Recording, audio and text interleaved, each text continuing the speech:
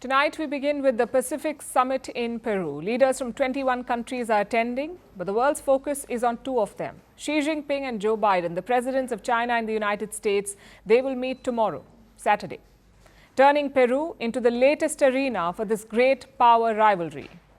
And it comes amid a churn in Washington, D.C. As Trump prepares to take the presidency, Xi Jinping has made a power move. He's widening China's footprint in the Pacific. So America now faces a new challenge in the region. China has built a new port in Peru, a massive deep water port. Beijing has invested more than $1 billion in this project. Today, Xi Jinping inaugurated it from Lima, the Peruvian capital.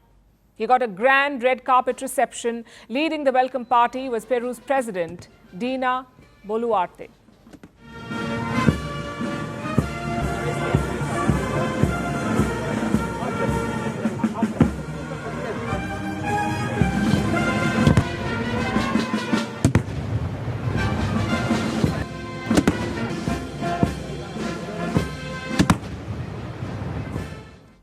Just a few blocks away from this ceremony, a completely different story was playing out. Anti-government protesters were clashing with the police.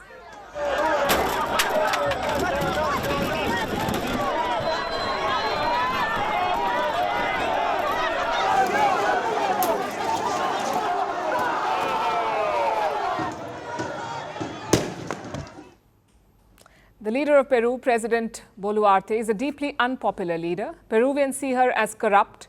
Her approval ratings stand at just 4%. 4%. There are calls for her impeachment. So Peruvians are taking to the streets. They're challenging the government and trying to disrupt the summit of Pacific leaders. Of course, none of that matters to Xi Jinping. He completely ignored the protest and he hailed the port's opening.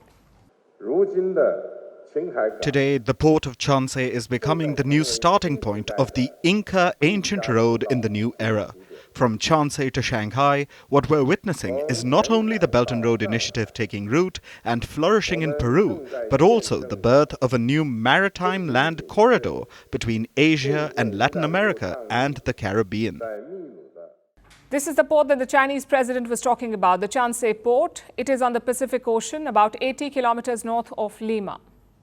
This port is part of Xi Jinping's Silk Route, an expansion of the Belt and Road project. And the pretext remains the same: trade, movement of goods, and more investment. That is what China is selling. Peru sees the Chansey port as a strategic export hub, one that can connect South America to Asia and speed up trade.